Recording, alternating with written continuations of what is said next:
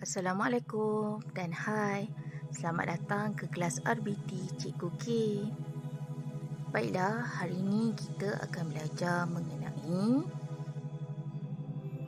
algoritma, pseudocode dan carta alih untuk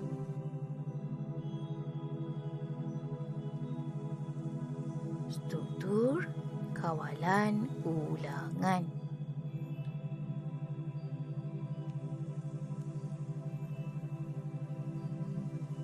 Sebelum tu, suka cikgu terangkan mengenai pentingnya carta alih dalam pengaturcaraan. Ini kerana projek reka bentuk yang melibatkan pembangunan pengaturcaraan dalam papan mikropengawal berpandukan kepada carta alih yang betul dan bagus. Sekiranya data dalam carta alih salah, tidak tepat dan tidak boleh disemak, ini akan menyebabkan pengaturcaraan yang gagal.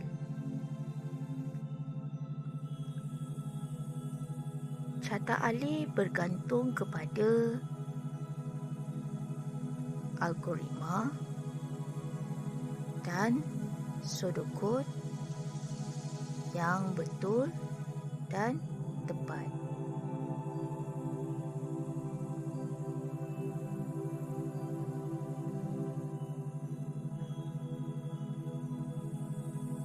Sebelum menyediakan carta alih,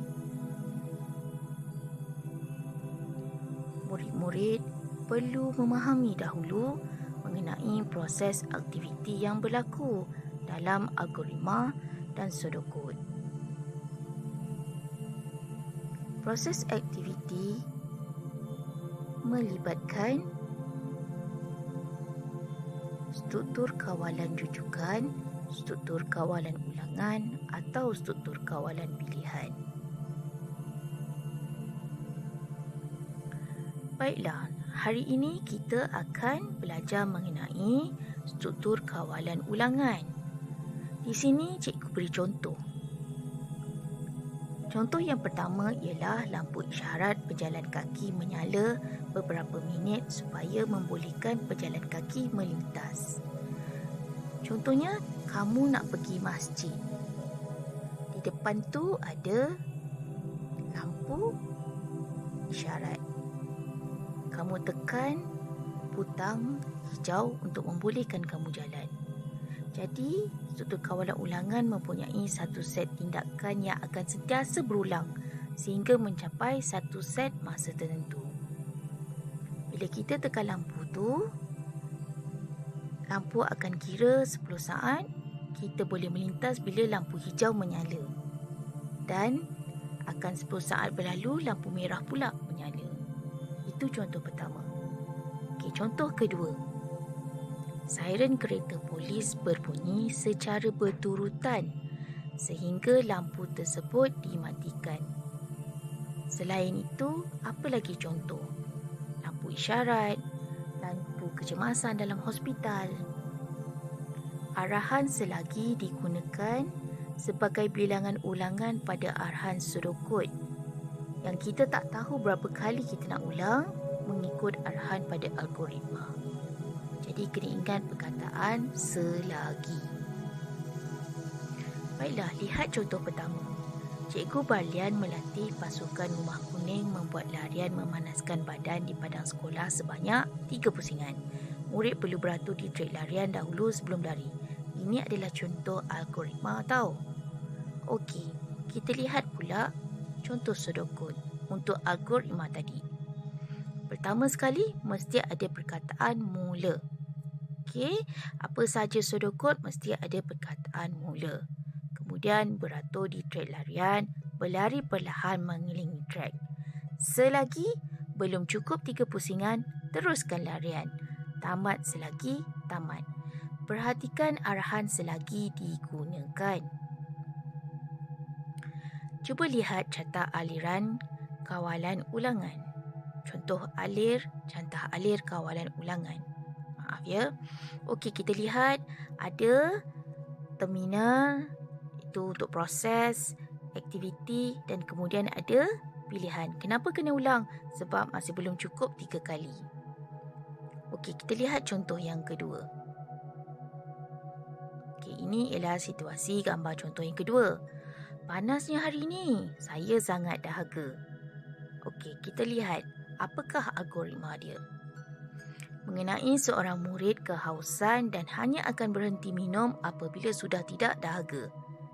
Okey, apakah sudut kod untuk kawalan ulangan? Mula, minum air. Selagi rasa dahaga, minum air lagi. Tamat selagi, tamat.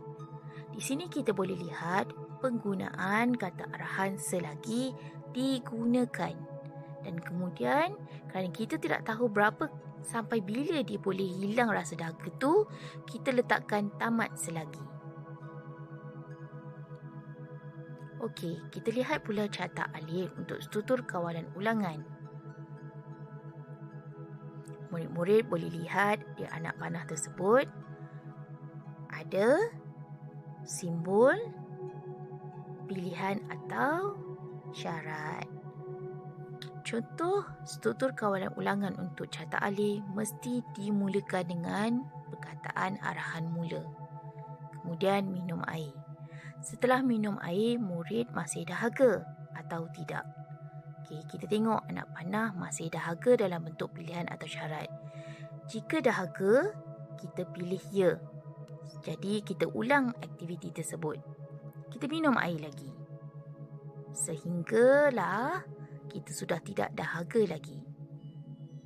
Okey, jika kita sudah tidak dahaga lagi dan tidak, terus ke proses untuk tamat.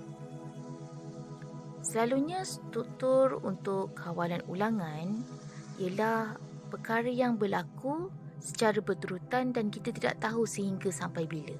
Contoh sakit perut, mencuci rambut, mencuci pakaian. Selain itu ialah situasi yang melibatkan aktiviti berulang sehingga syarat dipenuhi. Contoh dia macam perlumbaan motor, perlumbaan kereta sehingga semua pusingan telah selesai. Macam awak tengok F1 tu. Okey, kita lihat situasi satu. Ini ialah algoritma untuk situasi satu.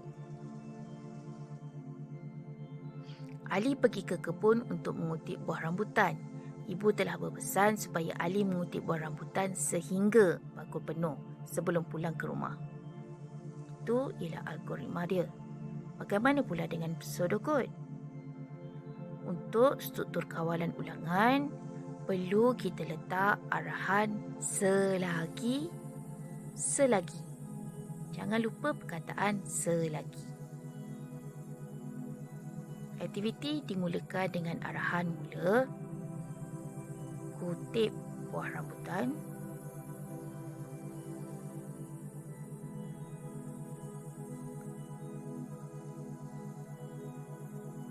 Selagi bakul tidak penuh,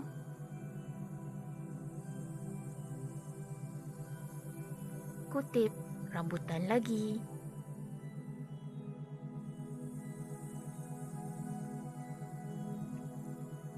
Kemudian kita tulis tamat selagi kerana kita tak tahu sampai bila rambutan akan penuh untuk satu bakul tersebut. Jadi tamat. Kita lihat carta alif. Ini ialah carta alif struktur kawalan ulangan. Okey, jawapan untuk carta alif.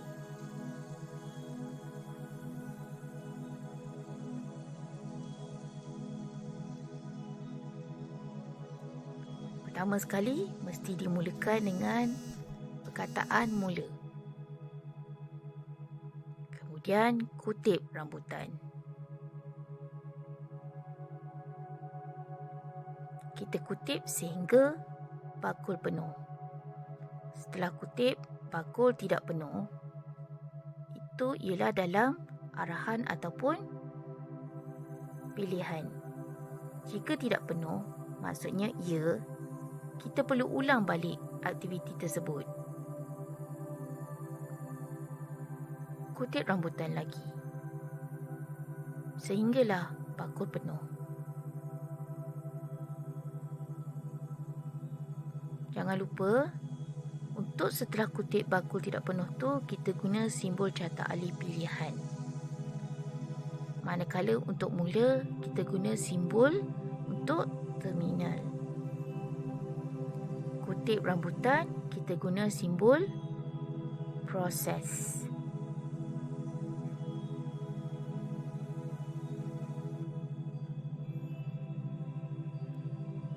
Okey. Jika tidak, kita boleh teruskan aktiviti aliran sehingga tamat. Kita tidak perlu ulang, kita teruskan untuk tamat.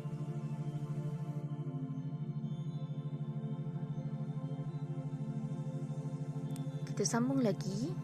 Jangan lupa kita guna perkataan selagi dalam sudokod untuk catat alih struktur kawalan ulangan.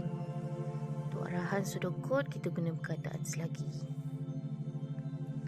Okey, kita perlu tahu bahawa syarat pada struktur kawalan ulangan ialah memberikan peluang ulang semula proses aktiviti sehingga tamat. Proses ulang semula ni kita tak tahu sampai bila. Jadi, kita gunakan simbol pilihan atau syarat. Untuk pilihan ya ataupun tidak.